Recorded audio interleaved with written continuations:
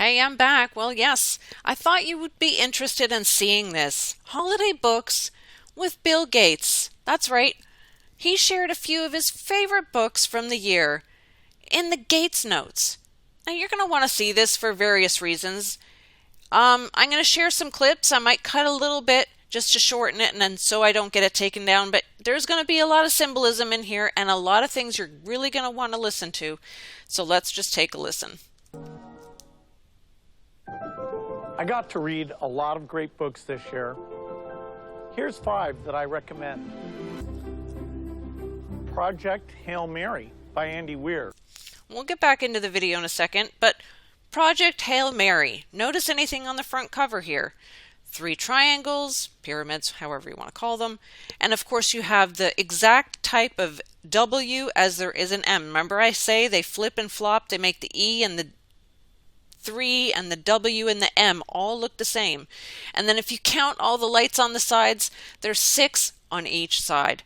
But let's just keep going. Let's get back to Bill. Great science fiction book. Very up to date. The scientist, very knowledgeable, but a lot of self-doubt. It's very clever. The truly implausible steps, an alien race showing up. These mind-blowingly energetic fuel particles. It requires a leap of faith, but it's got a lot of science in it. Fun for anybody who likes science fiction. It requires a leap of faith, but it's got a lot of science in it. Oh man, I am dying over here. I don't know about you guys. Okay, so first, Hail Mary. Let's go over the title. Hail Mary. Of course, there's a prayer, but there's also a football throwing act, right? Where you throw the ball all the way to the end of the field. That's a Hail Mary. Notice it was even, I can't believe I picked a week 13. I just chose a picture out there. And I agree, it takes a leap of faith to really see and believe in everything that's going on, especially with going to the moon. If you think I'm crazy, hey, hold on, just hang in there, because NASA's own Don Petit said we used to have the information to go to the moon, but we lost that technology. You can find that information super easily in YouTube, and if you can't find it, let me know in a comment. I'll find it for you. It's very easy. But let's keep going. Here's book number 2. Hamnet by Maggie O'Farrell. It's about Shakespeare's family. Good evening, Bill. It's kind of history a little bit. What was it like living in this village, the different professions, and it's kind of fiction. The characters are vivid and interesting. Real insight into that period and what an unusual person Shakespeare was. And it's kind of fiction. So he's saying it's kind of fiction, and it's a book on a lot of things, including the plague. I don't know what you see in this picture right here on the cover. I'm sure you guys see many things. I see blindness. But then they show the skull on the book. Very, very interesting. You guys probably know more than me about this, but the plague is right there next to the book. Now, it could be the skull and bones on the book. It could be on their Freemason book. I'm telling you, they throw everything right in your faces and saying that it's fiction. Unbelievable. But let's get to book number 3. I recommend it. It's a good story. It's very touching. The Codebreaker by Walter Isaacson. Every Isaacson book is good. The Codebreaker is about how Jennifer Doudna and other scientists discovered a new way to edit DNA called CRISPR. Walter Isaacson, as usual, does a very thorough job of the complex history and discussion of how will it get used. Will it just be used to cure diseases or make kids smarter or better looking? What are we going to do with this amazing tool, 1,000 brains? All right, hold up, Bill. Now let's not get into the next book until we cover this one. You probably see a lot of things as well as I do. There is basically your Knights of Malta flag right there. I mean, or then it could be like a Baphomet. It's like upside down. It's red and white. Again, just like in my last video, right? Nothing has changed. And amazing scientists, oh, I'm sorry, I shouldn't laugh, but man, it really cracks me up because I don't know if he's talking about himself or thinking about himself, but seriously. And CRISPR, technology, making kids smarter and changing of the DNA. They're showing you right there exactly what they're doing. I hope you understand how evil CRISPR is and the technology. I can't say it better than showing you this picture right here and saying exactly what's inside the jabs right now. This is what's in them. And are you listening to him? And if you aren't, you really need to listen to his other video, because all these scoops, all these companies there at the bottom, right here, they're all the same and they're all using that same thing. Okay, I hope you understand this. But in case you don't, here's from his other video clip. I'm just going to bounce around for a second. We could save many, many lives and get rid of these diseases. CRISPR is a very fascinating tool. You figure out a part of the DNA sequence that you want to change. Then you take the DNA that's nearby and create a guide in RNA, so that helps you locate the position. And then you link this Cas enzyme, which has the ability to do that cut and edit. And so pulling together this guiding RNA and this Cas enzyme, editing becomes possible. That was in the video that was uploaded on the same day, so I'll give you the link to that. This was all from November 22nd, but let's just keep going on. 1,000 Brains. 1,000 Brains by Jeff Hawkins. Well, Jeff Hawkins is lucky. He gets to think about the brain. How does the brain work? He talks about columnar reference frames and how he thinks that's one of the keys to understanding the brain.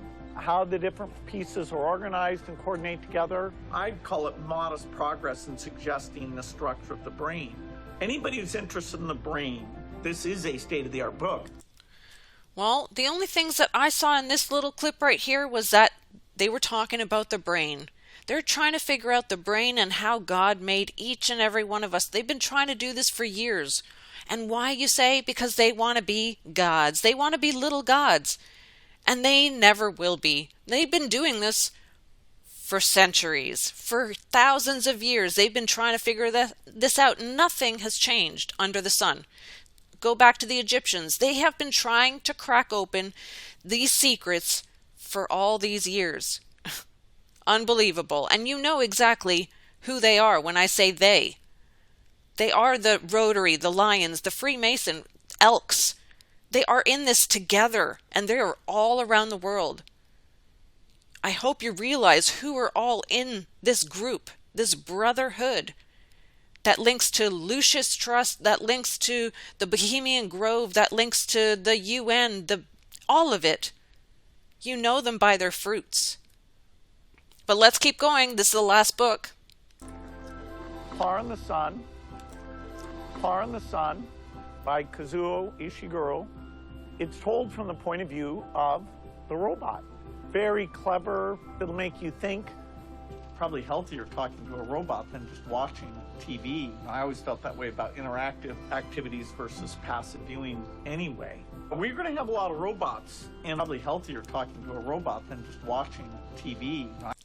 Healthier to talk to a robot than watch TV. Well, I agree that you shouldn't do either, but of course he's going to say that. And while he's saying it, he's showing an actual girl with the machines on her. See that? There's your hybrid. What's coming? And from a perspective of a robot, I mean, seriously, it just made me think that what times we're living in. Unbelievable. Do they want us all to be just attached to a computer? Do what we say, when we say, and how we say it. Do you get it? That's exactly what they want.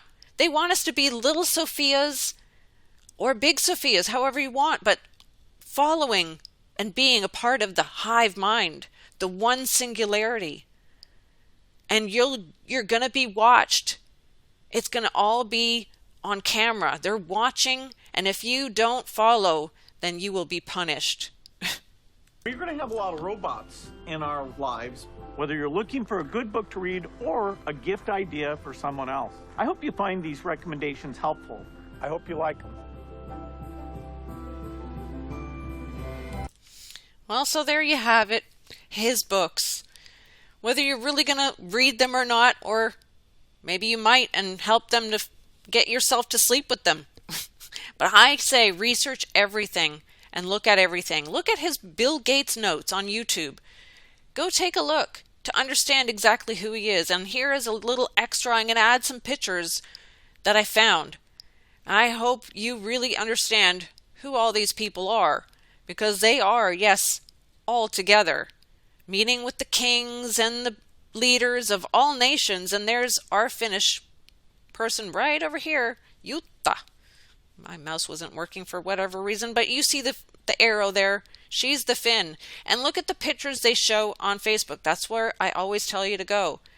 They're going to tell you a whole different scenario, but look at that mask. Just look at that mask. What does it really represent? This is what I think it is.